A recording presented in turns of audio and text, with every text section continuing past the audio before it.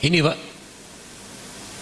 terkait dengan Syekh Albani sendiri Pak, di kalangan internal sesama Salafi.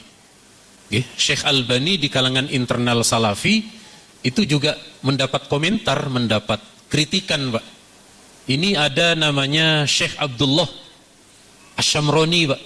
Kata beliau, Syekh Albani itu urifa Syekh Albani bikillati syuyukhihi. Beliau itu gurunya sedikit. Karena memang beliau otodidak Pak. Beliau ilmu hadisnya otodidak. Bagi kita otodidak ilmu hadis tidak boleh Pak. Saya tanya Pak, kalau ada dokter ahli bedah, lulusan Fakultas Kedokteran Riau, ada pengikutnya Syekh Albani belajar ilmu bedah otodidak, Anda kira-kira mau dioperasi melalui jalur yang mana Pak? Loh kok tidak ada yang jawab ini? Yang berada di jalur ilmu hadis itu Pak, ulama-ulama kita Pak. Jadi sekali lagi, saya tidak mau ada orang belajar ilmu bedah, membedah tubuh saya Pak, nanti keliru nyambung itu Pak. Ya, mana lambung, mana usus nanti disambung. Ya, nah, jadi sekali lagi, ilmu hadis itu Pak agak berat. Kalau ilmu kedokteran ada anatomi tubuh, kalau ada di ilmu hadis ini ada jarh wa ta'dil, juga rumit Pak. Ya, tapi kalau dipelajari bisa. Ya. Jadi sekali lagi kita melalui jalur itu. Bahkan temannya beliau sendiri yakni Syekh Albani, Syekh bin Bas, beliau katakan memang Syekh Albani punya pengetahuan luas tentang ilmu hadis, tapi kata beliau waqad yukhti, kadang keliru. Itu kelirunya Pak, menurut muridnya ada 150 penilaian yang keliru Pak. Itu versi internal mereka Pak. Versi internal mereka ada 150 lebih. Ada dalam kitab Tanaqudot itu 1500 Pak. Jauh ya.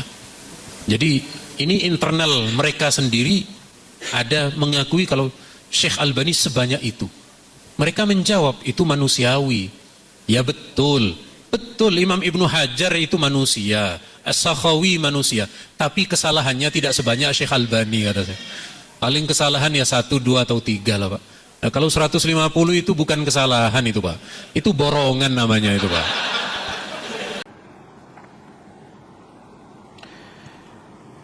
Kita meyakini ya bahwa Syekh Al-Albani sebagaimana ulama-ulama ahli sunnah yang lain itu tidak maksum.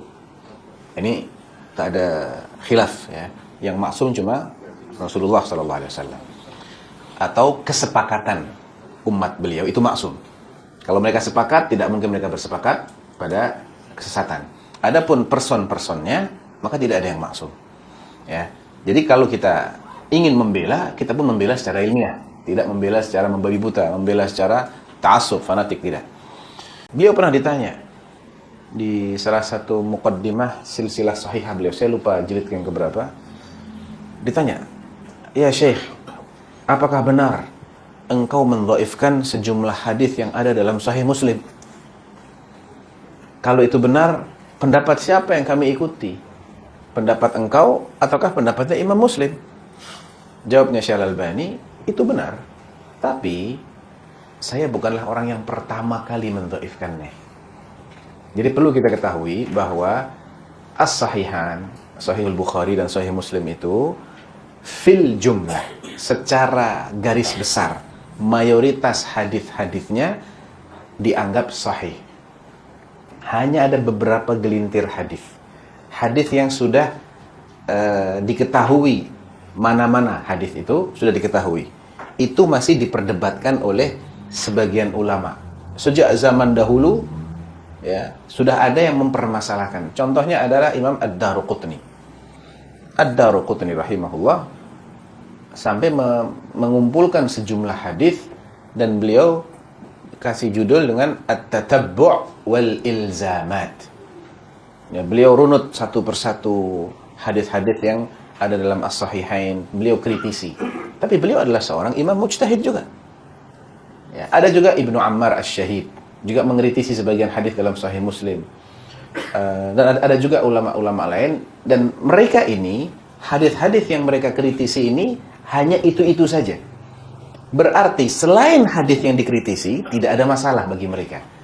Ijma, semua ulama tidak mempermasalahkan selain hadis-hadis yang dikritisi oleh ahlu sunnah, dan itu sudah zaman dahulu. Nah, Al-Albani rahimahullah tidak keluar dari kritikan para ulama itu, jadi tidak ada masalah. Beliau bukan yang pertama kali mengkritiki. Nah, yang jadi masalah adalah ketika ada orang baru datang, tiba-tiba hadis yang tidak pernah dikritisi oleh para ulama dia kritisi. Nah, ini pasti dia batil, pasti dia sesat. Karena apa? Karena ini sudah ada ijma. Mereka sudah sepakat, yang lain-lain tak ada masalah. Kenapa sekarang Anda permasalahkan? Anda menyelisih ijma'nya para ulama.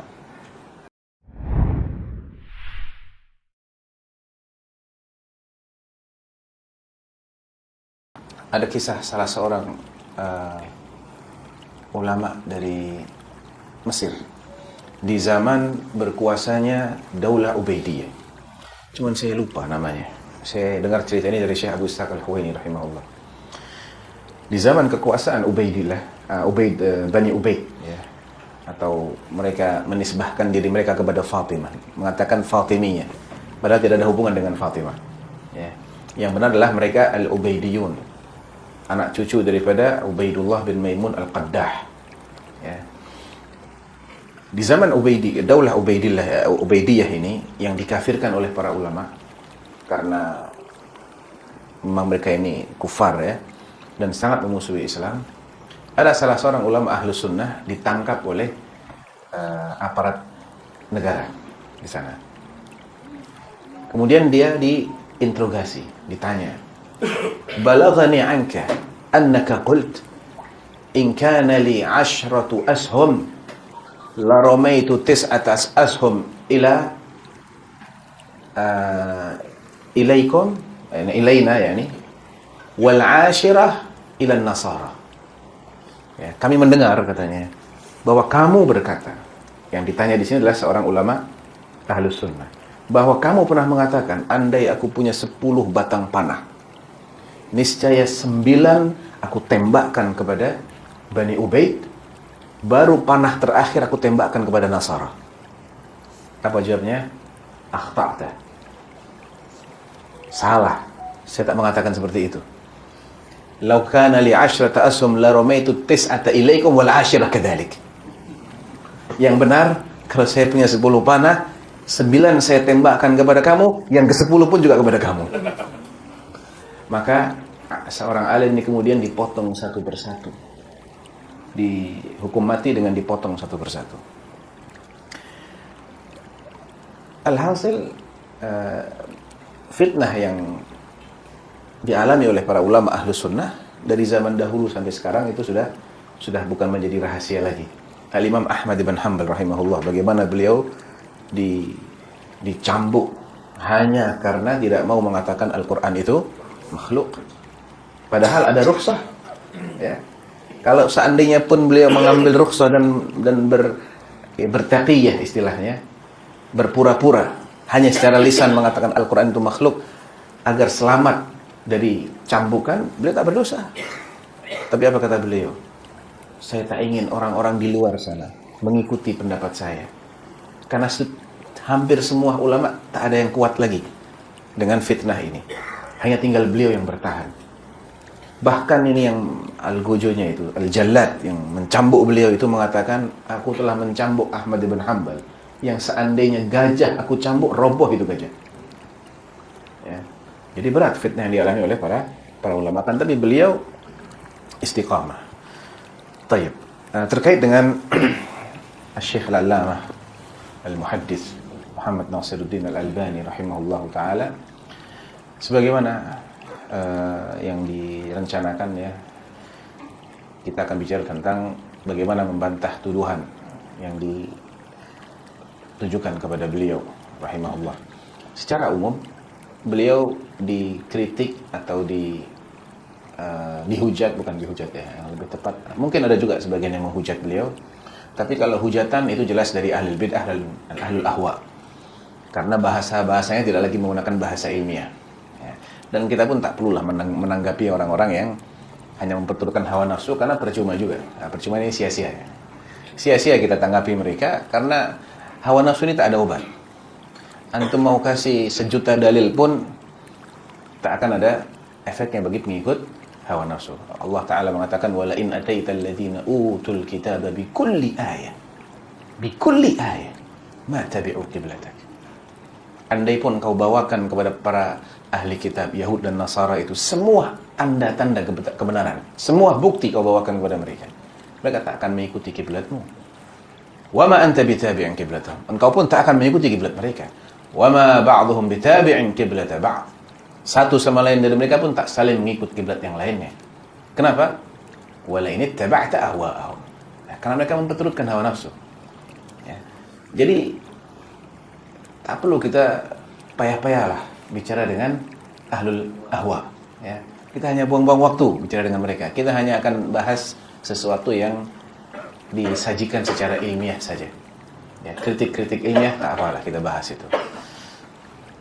Nah, di antara yang dituduhkan kepada Syekh Al-Albani, ada yang berkaitan dengan sisi fikih, ada yang berkaitan dengan sisi hadis, dan ada yang berkaitan dengan sisi manhaj atau akidah. Sebagaimana yang dijelaskan oleh murid beliau Syekh Ali Hasan Al-Halabi rahimahullahu taala, beliau dikritik dari 3 sisi ini.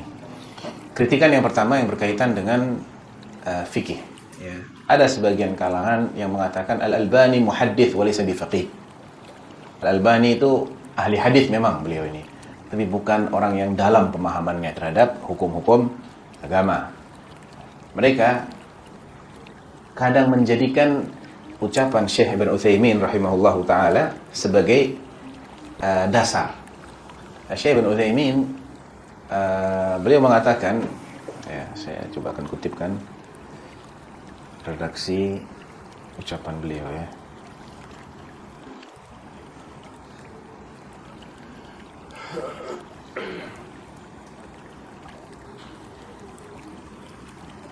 Jadi beliau ini pernah berbicara tentang Syekh Al-Albani. Beliau puji beliau. Syekh Al-Albani adalah alim min ulama ahli sunnah. Kemudian wa huwa aqrabu ila kaunihi muhadditsan minhu faqihan.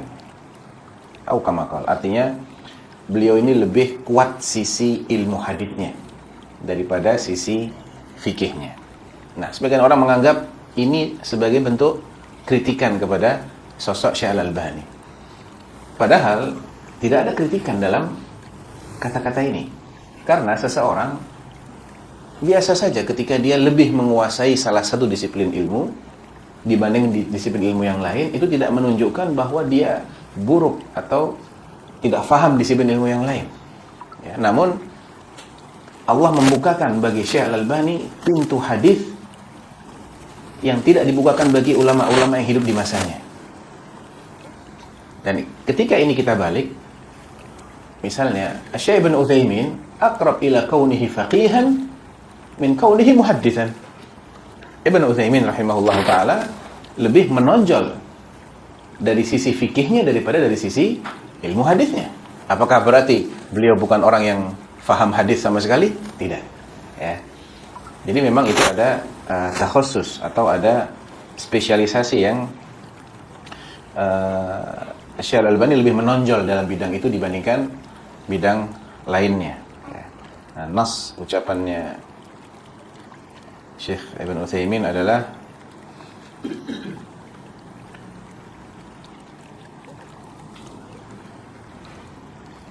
Al-Albani rahimahullah alimun muhaddithun faqih.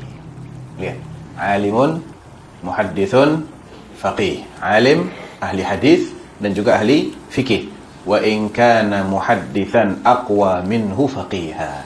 Walaupun sosok beliau sebagai muhaddits itu lebih menonjol daripada beliau sebagai ahli fikih. Tentunya kalau kita baca redaksi ini dari awal sampai akhir, tidak ada celaan.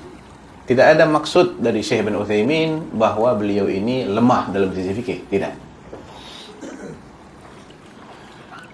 Dan salah satu yang menunjukkan bahwa beliau ini adalah orang yang cukup kuat dalam sisi fikih adalah kitab beliau Sifat Salat Nabi. Minat takbir ila taslim ka'annaka taraha. Ya. Bagaimana sifat salat Nabi sejak beliau takbir hingga beliau mengucap salam seakan-akan engkau menyaksikan Nabi sedang salat. Di situ banyak sekali beliau menghadirkan dalil-dalil syar'i dan istinbat dan mengambil faedah-faedah fikih di balik hadis-hadis tersebut. Demikian juga kitab beliau Tahdzirus Sajid an ittikhadil kuburi masajid. Tahdzir, peringatan bagi orang yang salat atau orang muslim yang salat, yang sujud, dari menjadikan kubur-kubur sebagai masjid. Di situ juga beliau menghadirkan banyak sekali hadis-hadis dan beliau beristimbat. Demikian juga jilbabul mar'atil muslimah. Beliau membahas tentang definisi jilbab yang syar'i dari berbagai macam sisinya, dan beliau sebutkan syarat-syarat hijab yang syar'i. Ini menunjukkan bagaimana kemampuan beliau dalam istinbatul ahkam. Ya. Kita beliau silsilah al-ahadits as-sahihah wa syai'in min fiqhiha. Judulnya pun seperti itu. Silsilah hadis-hadis yang sahih dengan sedikit pembahasan tentang sisi fikihnya.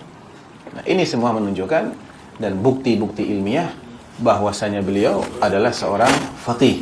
Bahkan Syekh Ali Hasan mengatakan beliau ini tak hanya menulis kitab hadis. Ada ribuan kajian yang beliau sampaikan sepanjang hidupnya, yang masanya mencapai sekitar 50 tahun. Beliau mendakwahkan Islam dan berdiskusi, menjawab berbagai macam pertanyaan, dan mayoritas pertanyaan, sebagian besar pertanyaan itu adalah berkaitan dengan fikih, bukan pertanyaan berkaitan dengan hadis. Ya. Dalam Silsilatul Huda wan Nur, ya. Silsilatul Huda wan Nur itu banyak sekali beliau berdiskusi dengan masyarakat sekitar, membahas masalah-masalah fikih dan juga masalah-masalah akidah. Ya, karena fikih ini bukan hanya berkaitan dengan hukum halal haram, bukan, tapi memahami masalah-masalah akidah juga bagian dari fiqh. Ya. Al-fiqh syar'an huwa al-fahmud daqiq lid-din. Nah, itu sisi pertama yang dituduhkan kepada Syekh Al-Albani, dan jawabannya saya ringkas lagi. Pertama, bahwa mereka yang mengatakan beliau ini laisa bifaqih, jika mereka berpegang dengan ucapan Syekh Ibn Utsaimin, maka jelas ucapan itu tidak pada tempatnya. Karena Syekh Ibn Utsaimin mengatakan Al-Albani alimun muhaddithun faqih wa in kana muhaddithan aqwa minhu faqiha. Ini menjelaskan bahwa beliau lebih menonjol dalam bidang fikih, dalam bidang hadis daripada di bidang fikih. Dan ini pun jika kita balik, Syekh Ibn Baz, Syekh Ibn Utsaimin lebih menonjol dalam bidang ini dibandingkan bidang lainnya. Sama. Kemudian kitab-kitab karya beliau banyak yang berbicara dari segi fikih. Seperti apa tadi? Sifat Salat Nabi. Kemudian Tahdzirus Sajid an ittikhadil kubur masajid. Kemudian Jilbabul Mar'ah al-Muslimah. Bahkan silsilah al-ahadits as-sahihah wa syai'un min fiqhiha. Kemudian yang ketiga, beliau juga memiliki ribuan ceramah-ceramah yang di situ ada fatwa-fatwa, ada tanya jawab yang kebanyakan berkaitan dengan masalah fikih. Jadi ini menunjukkan keahlian beliau dalam bab al-fiqh. Dan tuduhan ini ternyata bukan tuduhan baru. Bahkan Al-Imam Ahmad bin Hanbal rahimahullah pun dituduh dengan tuduhan yang serupa. Ya. Abul Wafa Ibnu Aqil Al-Hambali, salah seorang ulama Hambali yang karyanya banyak sekali. Beliau mengatakan, katabtu bi unmulayhataini 800 mujallad. Dengan kedua jariku ini aku telah menulis 800 jilid. Jilid di sini bukan jilid tebal-tebal, bukan ya. Tapi semacam apa ya? Nah, misalnya ini kita, ini biasanya terdiri dari kumpulan bendel-bendel kecil-kecil. Nah, itu mujalad segitu kira-kira. Jadi cukup banyak lah karya ilmiahnya Ibnu Aqil ini, salah satu ulama dari mazhab Hambali. Nah, beliau membantah tuduhan orang-orang terhadap Al-Imam Ahmad bin Hanbal, Imam Ahli Sunnah wal Jamaah, yang dia katakan wa min ajibi ma tasma'uhu an haula'il ahdathil juhal. Ini kata Ibnu Aqil. Di antara perkataan yang aneh bin ajaib yang kau dengar dari orang-orang yang masih belia dan jahil itu adalah annahum yaqulun Ahmad laysa bifaqih lakinnahu muhaddits. Ahmad ini bukan orang yang ahli lah dalam masalah fikih, dia cuma pandai hadis saja. Wa hadza ghayatul jahl. Ini adalah puncak daripada kebodohan. Li'annahu qad khurrija anhu ikhtiyaratun banaha 'ala al-ahadits binaan la ya'rifuhu aktsaruhum. Kenapa ada orang-orang yang mengatakan Imam Ahmad ni tak begitu pandai dalam masalah fikih? Hanya karena beliau memiliki pendapat-pendapat khusus yang itu beliau dasarkan dari sejumlah hadis yang tidak mereka fahami. Mereka tidak faham maksud dari hadis-hadis yang menjadi dasar daripada Imam Ahmad untuk berhujjah. Sehingga beliau memiliki pendapat yang bersendirian dalam hal ini. Tidak ada mungkin di antara imam yang 4 hanya beliau yang berpendapat seperti ini. Dan demikian pula yang terjadi dengan Syekh Al-Albani.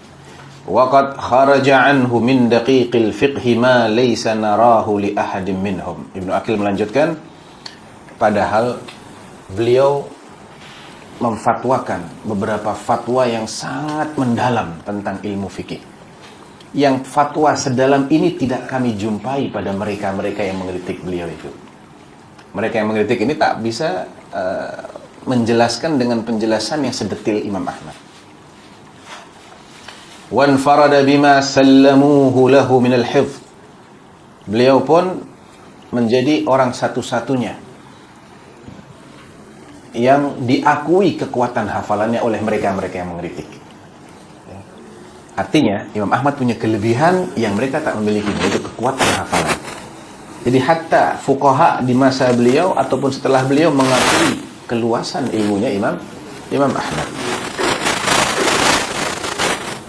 Wa syarakahum wa rubbama zada ala kibarihim.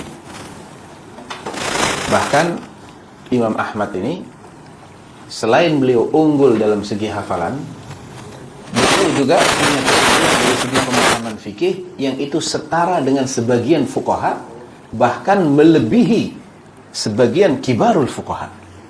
Makanya Al-Imam Asy-Syafi'i mengatakan Ahmad imamun fi sab'ah. Ini Asy-Syafi'i, imam min a'immatil fuqaha, mengatakan Ahmad ibn Hanbal imam fi sab'ah. Beliau adalah imam dalam 7 hal. Imamun fil Quran, fil tafsir, wa fil hadith, wa fil fiqh, wa fil sunnah, wa fil zuhd, dan terakhir wa fil faqr. Ya, imam dalam masalah tafsir, imam dalam fikih, imam dalam hadis, imam dalam akidah Ahlus Sunnah, imam dalam masalah zuhud, saya lupa yang keenam, dan yang terakhir imam dalam kefakiran. Ya, tokoh dalam 7 hal yang itu merupakan keistimewaan. Nah, jadi Syekh Al-Albani pun bukanlah yang pertama dikatakan muhaddits wa laysa bifaqih, ya. Baik, dan jawabannya juga sudah kita ketahui dari penjelasan Syekh Ali Hasan Al-Halabi rahimahullah.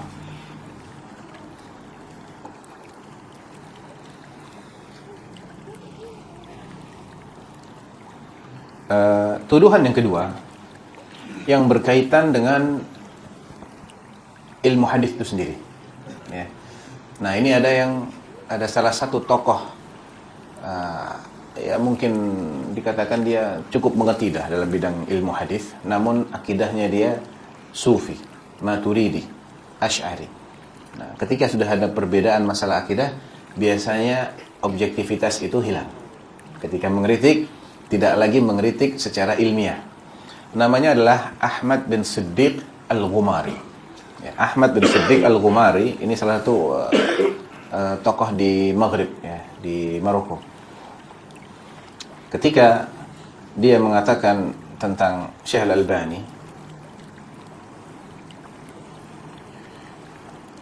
di sini saya kutipkan pendapatnya Ahmad bin Siddiq.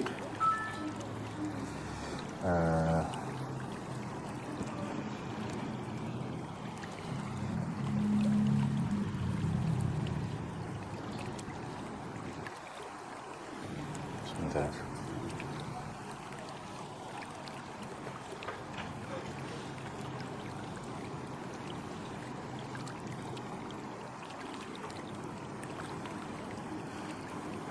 Intinya beliau mengakui di awal bahwa Al-Albani ini adalah belajar ilmu hadis fa'atqanahu jiddan jiddan. Ya, kata Al-Ghumari fa'atqanahu jiddan jiddan. Ini adalah pujian bahwasanya beliau ini sangat mutqin dalam ilmu hadis. Nah, saya sedang cari ini apa namanya?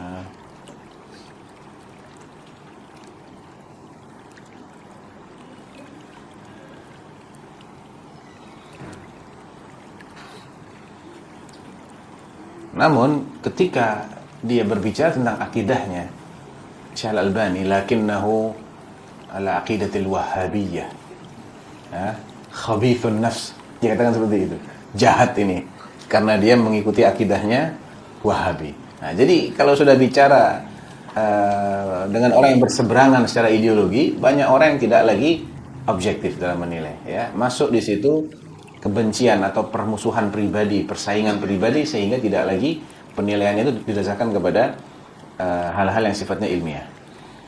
Di antara tuduhan yang dituduhkan juga kepada beliau adalah manhaj yang beliau ikuti ini manhaj yang mutaakhirin. Beliau tidak sejalan dengan manhajnya al-mutaqaddimin. Ya, dan ini mulai marak disebarkan mungkin sekitar 20-30 tahun yang lalu. Ya, marak orang menghembuskan isu bahwa ilmu hadis yang berkembang hari ini adalah ilmu hadis yang berbeda jalannya dengan para ulama salaf terlebih dahulu, seperti zaman Imam Ahmad, Abu Dawud, At-Tirmidzi, An-Nasa'i, Ad-Daruqutni, Ibn Ma'in dan yang semisalnya. Jadi basic teori yang digunakan oleh Ibnu Hajar dan orang-orang yang mengikuti kitab-kitab yang disusun oleh Ibnu Hajar dalam ilmu mustalah itu sudah berbeda, tidak lagi sejalan dengan manhajnya al-mutaqaddimin. Nah, tapi yang anehnya mereka yang membagi menjadi dua ini, mereka tidak pernah belajar kepada mutaqaddimin, ya kan? Mereka tidak pernah belajar dari mutaqaddimin, mereka semuanya belajar dari mutaakhirin. Mereka belajar dari Muqaddimah Ibnu Salah. Ya, karena kitab hadis yang paling lengkap, yang pertama-tama dikumpulkan secara lengkap dan kemudian menjadi rujukan semua kitab-kitab mustalah yang muncul setelahnya adalah Muqaddimah Ibnu Salah. Ya, makanya beliau dijuluki sebagai Syekhul Mustalah. Ibnu Salah Syekhul Mustalah. Ya, tokohnya ilmu mustalah. Bukan berarti ilmu mustalah baru muncul di masa beliau, bukan. Tapi belum sedemikian terumuskan secara indah dalam sebuah kitab. Ya. Jadi beliaulah yang pertama kali merumuskan anwa' ulumul hadis. Ya. Kemudian dari situ muncul tambahan-tambahan. Ya, ada an-nukat ala Ibn Salah. Ada lagi taqrib. Ada dinazam oleh Al-Iraqi dalam alfiyahnya. Dinazam oleh As-Suyuti. Disyarah. Dan seterusnya. Jadi mereka-mereka yang mengatakan Syekh Al-Albani ini tidak mengikuti manhajnya mutaqaddimin tapi jalan dengan manhaj mutaakhirin, sejatinya mereka sendiri tidak pernah belajar dari mutaqaddimin. Mereka adalah hasil pendidikan dari kitab-kitabnya mutaakhirin. Ya. Kemudian ada salah satu tokoh mereka ketika berdebat dengan salah satu ulama yang ulama ini mendebat dengan cara yang sangat sederhana sekali. Dia mengatakan kita tidak boleh lagi mengikuti pendapatnya mutaakhirin. Kita harus kembali kepada pendapatnya mutaqaddimin karena pendapat mereka itu lebih tepat, lebih selamat. Kita tidak permasalahkan kalau mutaqaddimin itu lebih menguasai ilmu hadis. Itu kita sepakat. Mereka lebih luas hafalannya pun ini fakta, sepakat kita. Yang jadi masalah adalah klaim mereka bahwa ada perbedaan metodologi antara mutaqaddimin dengan mutaakhirin. Nah, ini yang bahaya. Karena klaim ini jika diterima, maka ilmu hadis yang sudah terumuskan sejak beratus-ratus tahun, sejak zaman Ibnu Salah dan seterusnya, itu menjadi diragukan lagi. Maka kuliatul hadis pun tak usah dilanjutkan, tutup saja tuh kuliatul hadis. Ya, kajian-kajian ilmu mustalah tak perlu dilanjutkan, karena itu mutaakhirin semua. Ya. Nah, cara membantah syubhat ini mudah. Dengan kita tanya balik. Siapa yang pertama kali mengatakan bahwa kita tak boleh lagi mengikuti manhajnya mutaakhirin? Fulan, huwa minal mutaakhirin. Maka kita tinggalkan pendapat dia. Ya. Dia pun mutaakhir, karena tak ada satupun dari mutaqaddim yang mengatakan seperti itu. Ya. Justru ketika kita teliti secara mendalam, apa yang dijelaskan dalam ilmu mustalah bahwa hadis itu ada yang derajatnya hasan, ada yang sahih, ada yang hasan, ada yang dhaif.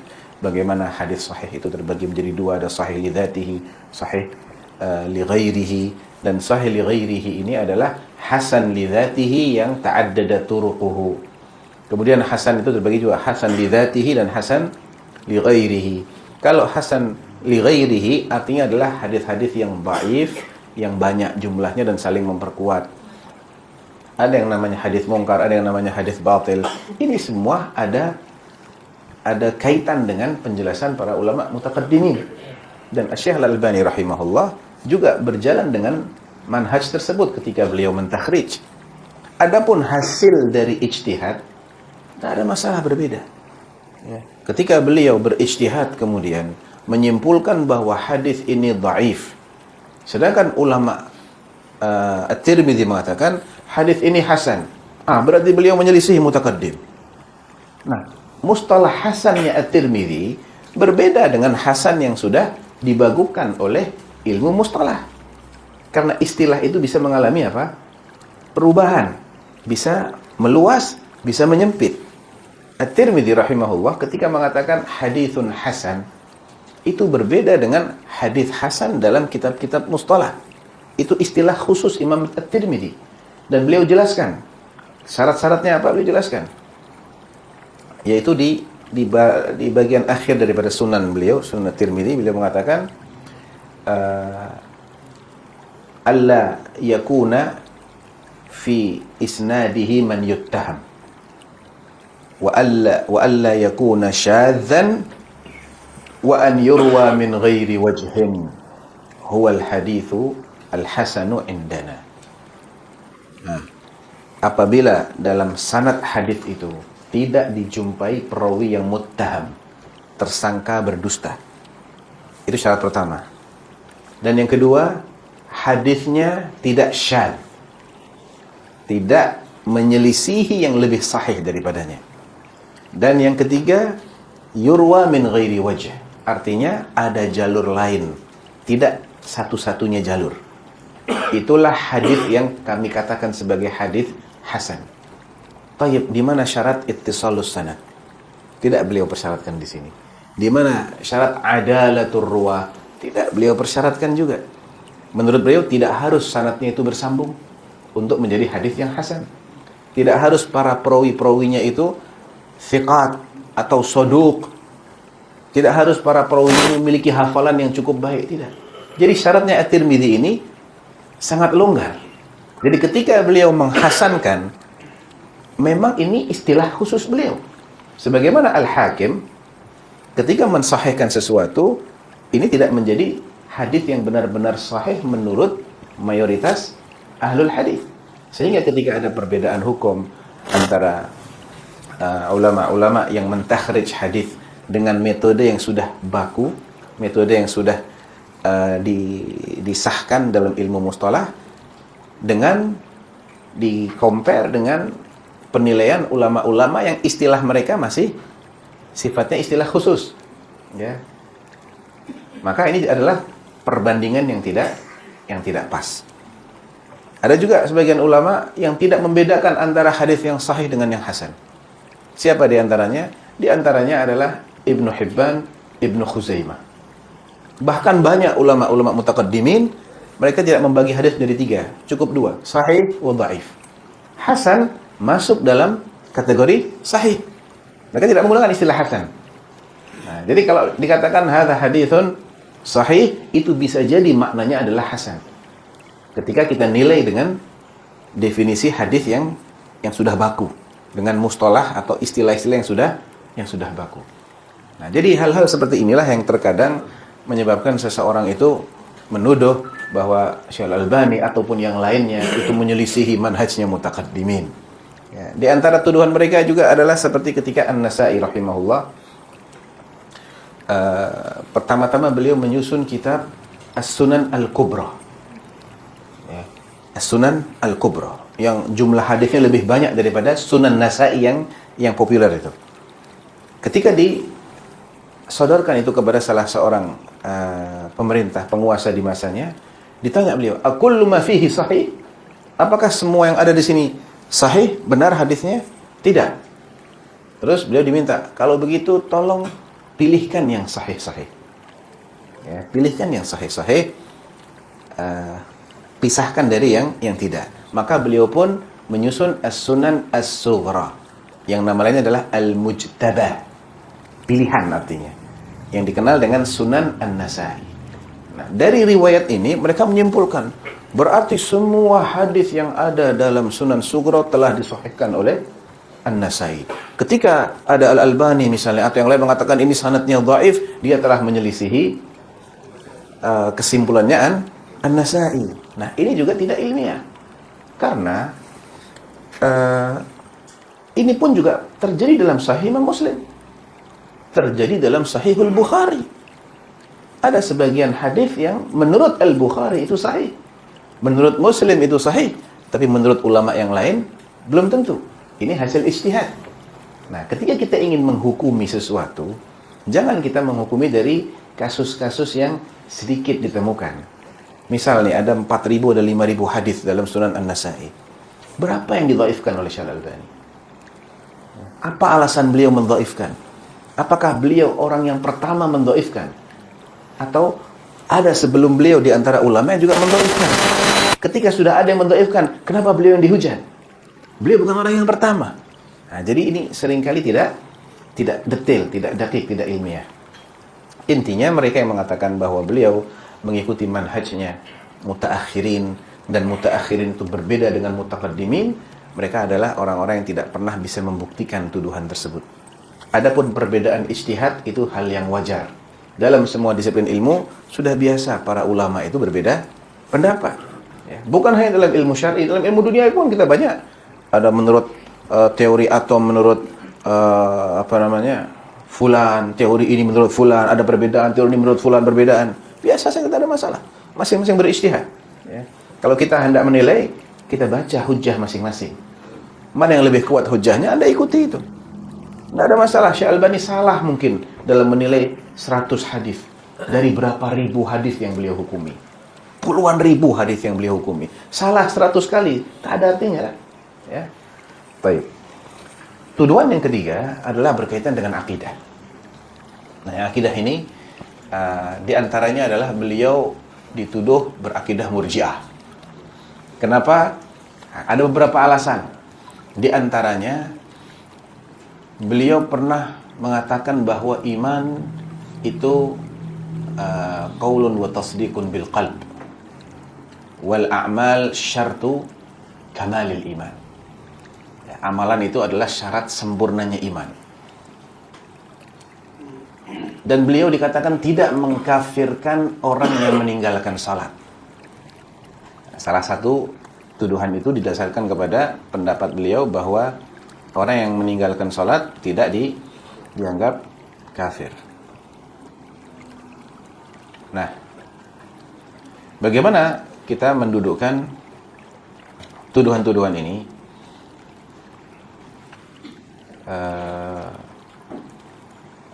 Pertama,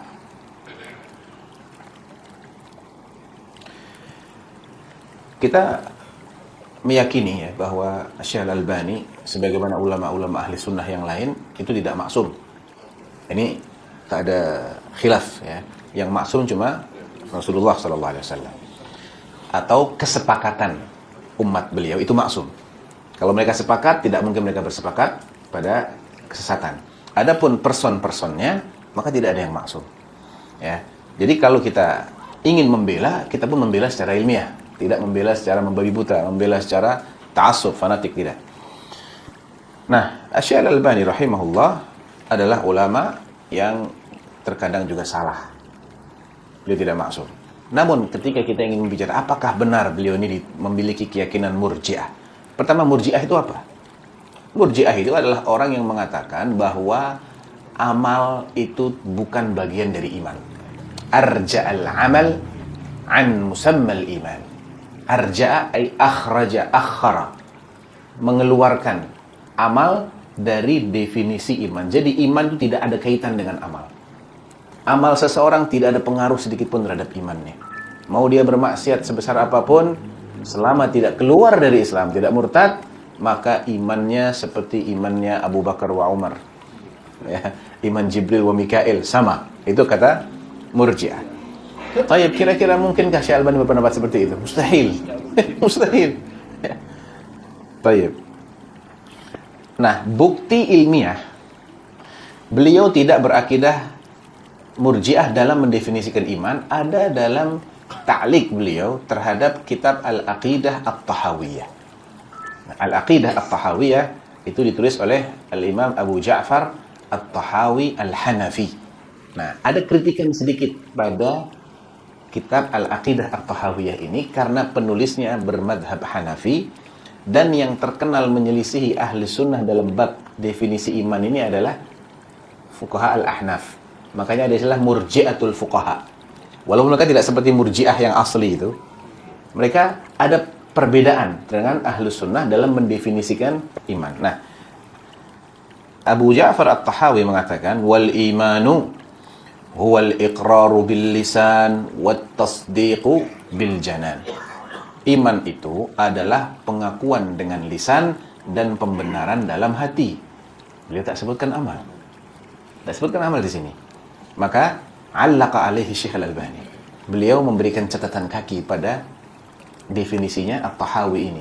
Padahal beliau pun juga asal usulnya dari mazhab Hanafi. Syekh Albani itu mazhabnya Hanafi. Beliau dari Albania, dari sebuah negara di Yugoslavia sana, dan di sana mazhabnya mazhab Hanafi. Mada qal? Hadha madhhabul Hanafiyyati wal Maturidiyah. Ini adalah madhabnya Ahnaf, Hanafiyah, dan juga madhabnya orang-orang yang akidahnya Maturidiyah. Khilafan lis salaf wa jamaahiril a'immah. Berbeda dengan akidah salaf. Berbeda dengan akidahnya para mayoritas imamnya kaum muslimin. Kamalik, wa Syafi'i, wa Ahmad, wal Auza'i, wa ghairihim. Berbeda dengan definisi iman menurut Imam Malik, Imam Syafi'i, Imam Ahmad, Al-Auza'i, dan yang lainnya. Fa inna haula zadu 'ala al-iqrari wat tasdiq al-'amala bil arkan. Mereka tadi, Malik, Syafi'i, Ahmad, Al-Auza'i, dan yang lainnya itu menambah syarat yang ketiga. Selain ikrar dengan lisan, pembenaran dalam hati, ada pengamalan dengan anggota badan. Itu baru namanya iman. Walaysal khilafu bainal madhhabaini ikhtilafan suriyan. Perbedaan antara dua madhab ini, madhabnya salaf dan jumhur a'immah dengan madhab Hanafiyah dan Maturidiyah dalam mendefinisikan iman ini bukan khilaf yang suri. Bukan khilaf-khilaf yang majaz, bukan. Tapi ini khilafnya hakiki. Sebagian ulama mengatakan khilafnya kita dengan murji'atul fuqaha itu hanya majaz saja, tidak hakiki. Tidak, itu khilafnya khilaf hakiki, kata Syekh Al-Albani. Kama dhahaba ilaihi asy-syarih. Asy-syarih di sini maksudnya Ibnu Abil Izz Al-Hanafi. Karena Ibnu Abil Izz Al-Hanafi itu mensyarah akidah Tahawiyah. Nah, beliau mengatakan khilaf kami dengan salaf itu cuman khilaf istilahnya suri, itu hanya tampilan saja khilaf. Hakikatnya tak khilaf. Beliau tak sependapat dengan Ibnu Abil Izz. Tidak seperti yang dijelaskan oleh Asy-Syarih, maksudnya Ibnu Abil Izz Al-Hanafi rahimahullahu taala, bihujjati annahum jami'an ittafaqu ala anna murtakibal kabirah la yakhruju 'anil iman. Alasannya Ibnu Abil Izz Al-Hanafi menganggap bahwa perbedaan antara murji'atul fuqaha dengan madhab salaf dalam mendefinisikan iman ini adalah perbedaan tampilan. Kenapa? Karena mereka semua sepakat. Mereka semua sepakat bahwa pelaku dosa besar itu tidak dikeluarkan dari Islam. Tetap dia dianggap beriman, memiliki dasar iman. Satu. Dan pelaku dosa besar itu nasibnya terpulang kepada masyiatullah. In syaa 'adzabahu wa in syaa 'afa anhu. Jika Allah berkehendak, Allah akan azab pelaku dosa besar, atau Allah berkenan mengampuni, Allah akan ampuni. Fa inna hadzal ittifaq wa in kana sahihan. Nah, ini komentar beliau. Walaupun kesepakatan antara Hanafiyah dengan Salaf dalam bab iman ini memang benar seperti itu, tapi Al-Hanafiyah law kanu ghaira mukhalifina lil jamahir mukhalafatan haqiqiyatan fi inkarihim anna al-amala min al-iman, seandainya mereka tidak benar-benar berbeda dengan jumhur, lattafaqu ma'ahum ala anna al-imana yazidu wa yanqus. Harusnya mereka juga mengatakan iman itu bisa bertambah, bisa berkurang. Mereka tak mengatakan begitu.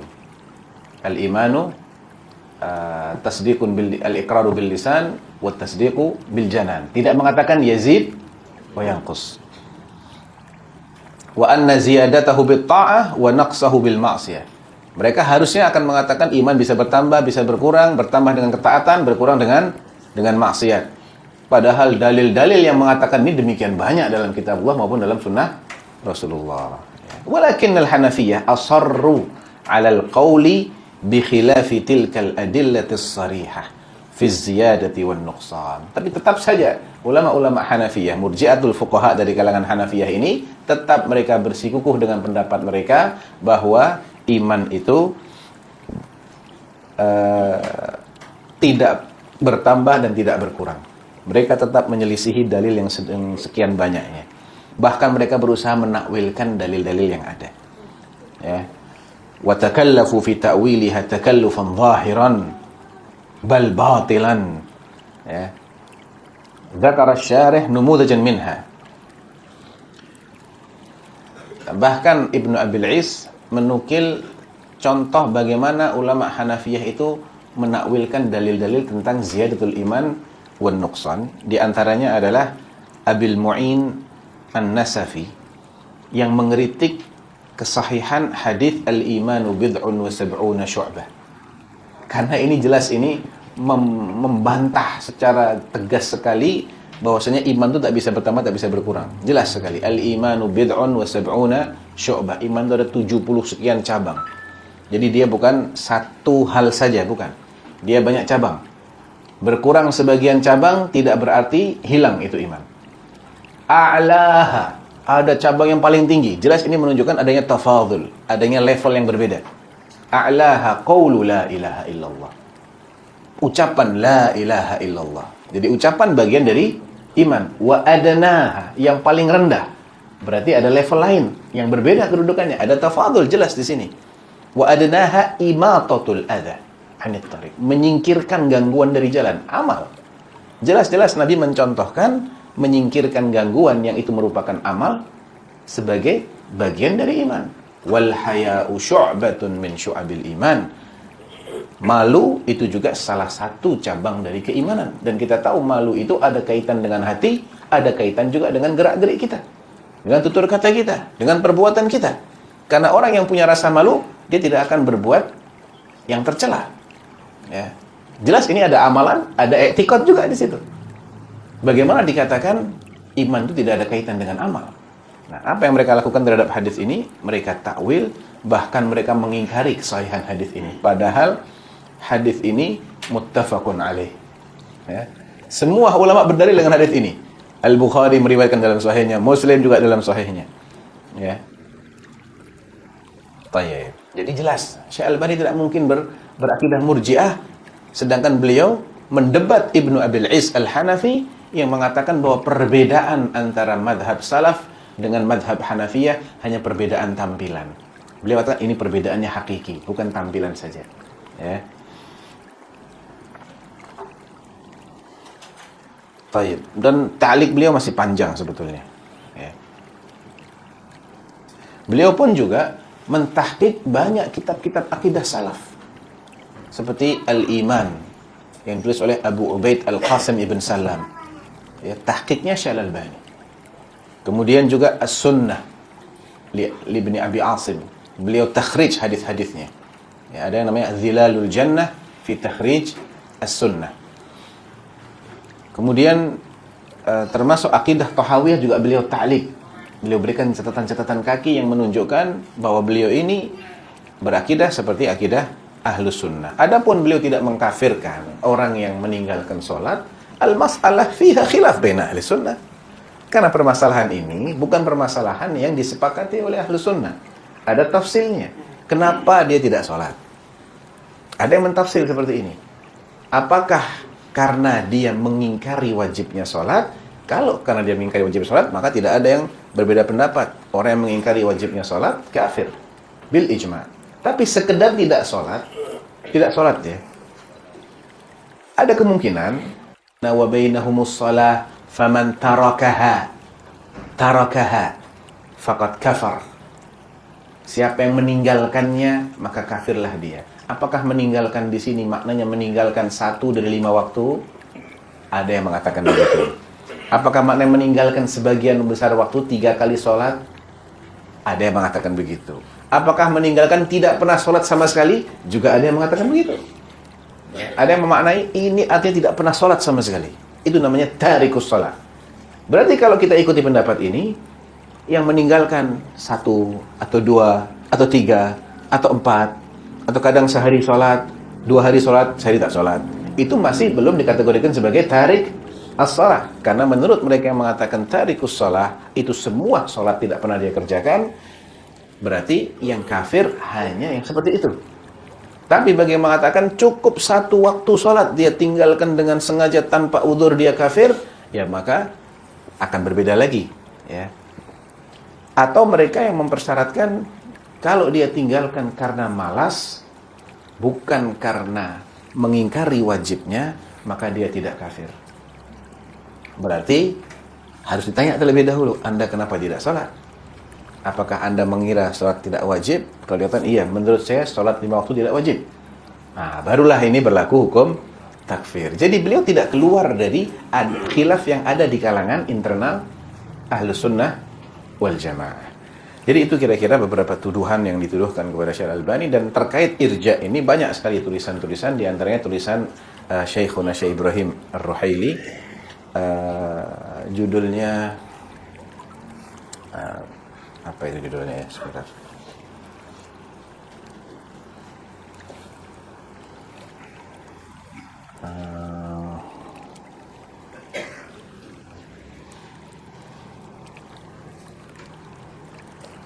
Ada kitab khusus yang ditulis oleh guru kami, namanya Tabri'atul Imamil Muhaddits min Qaulil Murji'atil Muhdats. Ya, Tabri'atul Imam Al-Muhaddits min Qaulil Murji'atil Muhdats.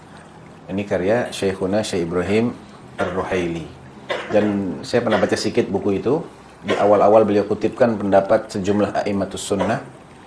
Siapa yang mengatakan al-imanu yazid qaulun wa amal yazidu wa yanqus faqad kharaja minal irja'i min awwalihi ila akhirih. Siapapun yang mengatakan iman itu adalah ucapan dan juga amalan, bisa bertambah, bisa berkurang, berarti dia telah merdeka dari Murji'ah secara 100%. Keluar dari irja' dari awal sampai akhir. Enggak mungkin itu Murji'ah bisa dikompromikan dengan pendapat iman itu bisa bertambah, bisa berkurang. Dan jelas sekali ta'liq beliau di situ menunjukkan bahwasanya iman itu yazid wa yanqus. Baik. Adapun permasalahan perbedaan penilaian dalam masalah hadis, beliau mensahihkan, yang lain mendhaifkan, ada ijtihadi. Ya. Itu ijtihadi. Beliau pernah ditanya di salah satu muqaddimah silsilah sahihah beliau, saya lupa jilid yang keberapa. Ditanya, "Ya Syekh, apakah benar engkau mendhaifkan sejumlah hadis yang ada dalam Sahih Muslim? Kalau itu benar, pendapat siapa yang kami ikuti? Pendapat engkau ataukah pendapatnya Imam Muslim?" Jawabnya Syekh Al-Albani, itu benar. Tapi saya bukanlah orang yang pertama kali mendhaifkannya. Jadi perlu kita ketahui bahwa as-sahihan, Sahihul Bukhari dan Sahih Muslim itu fil jumlah, secara garis besar, mayoritas hadis-hadisnya dianggap sahih. Hanya ada beberapa gelintir hadis. Hadis yang sudah diketahui mana-mana hadis itu sudah diketahui. Itu masih diperdebatkan oleh sebagian ulama. Sejak zaman dahulu ya, sudah ada yang mempermasalahkan. Contohnya adalah Imam Ad-Daruqutni. Ad-Daruqutni rahimahullah sampai mengumpulkan sejumlah hadis dan beliau kasih judul dengan At-Tatabbu' wal Ilzamat. Ya, beliau runut satu persatu hadis-hadis yang ada dalam As-Sahihain, beliau kritisi. Tapi beliau adalah seorang imam mujtahid juga. Ya, ada juga Ibnu Ammar Asy-Syahid juga mengkritisi sebagian hadis dalam Sahih Muslim. Dan ada juga ulama-ulama lain, dan mereka ini hadis-hadis yang mereka kritisi ini hanya itu-itu saja. Berarti selain hadis yang dikritisi tidak ada masalah bagi mereka.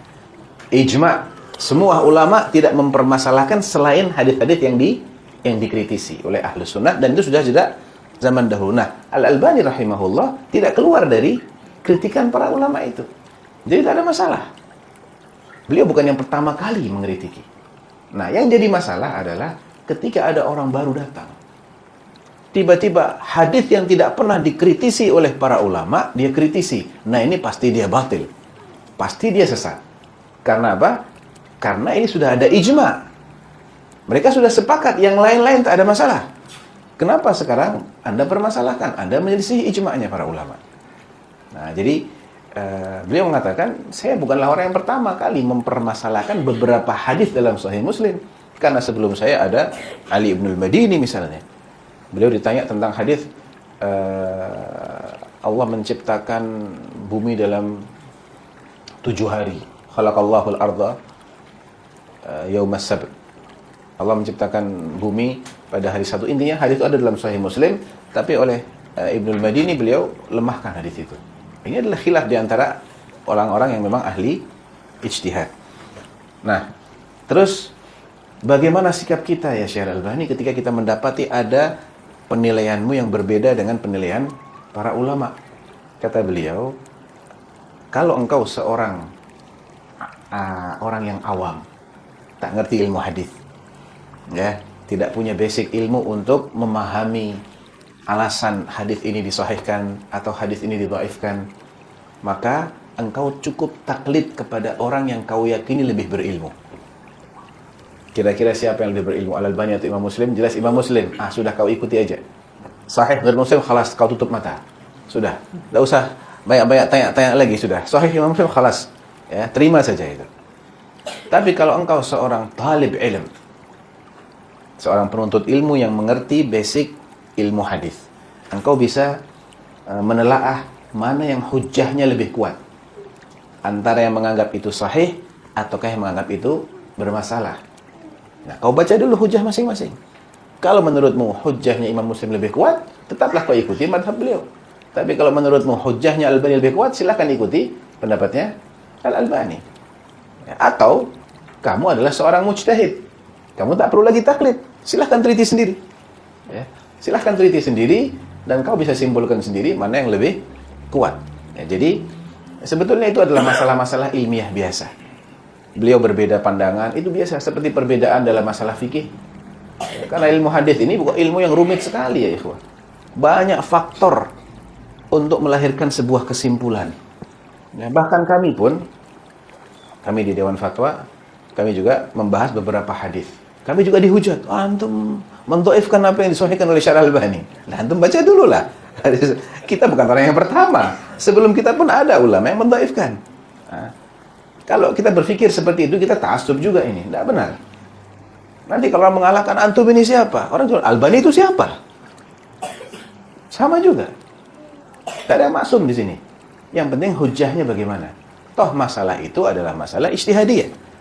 Berbeda dengan hadis yang tidak pernah dipermasalahkan. Selesai sudah. Tidak boleh kita membahas sesuatu yang memang tidak pernah dipermasalahkan kesahihannya. Nah, kalau itu memang lafadz yang ditambahkan. Contohnya,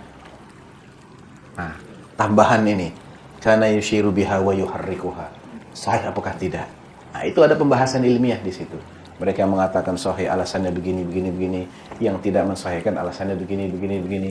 Kita pun teliti ulang. Nah, hasilnya apa? Silahkan yang mau ikut pendapat orang yang meneliti dan mengatakan itu sahih, silahkan. Yang mengatakan itu tidak sahih pun juga tidak ada masalah. Karena itu hanya masalah yang sifatnya ijtihadiyah ilmiah. Ya, tidak akan mengeluarkan seseorang daripada manhaj. Ya, jadi perlu kita fahami ini masalah ada kesepakatan atau tidak. Kalau ada kesepakatan, tidak boleh ada pendapat lain di sini. Ikut saja yang sudah ada.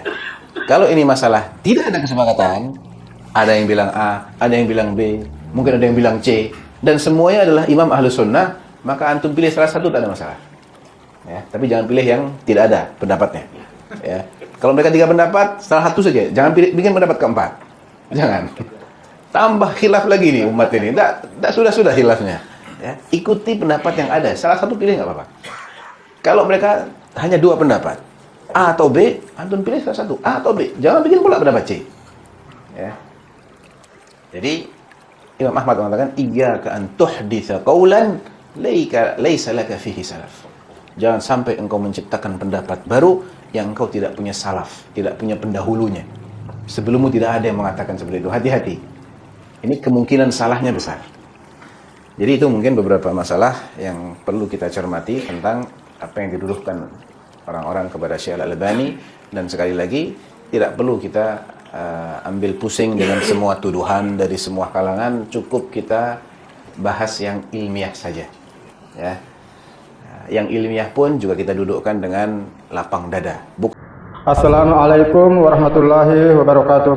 Sampai jumpa kembali di World Islam Channel.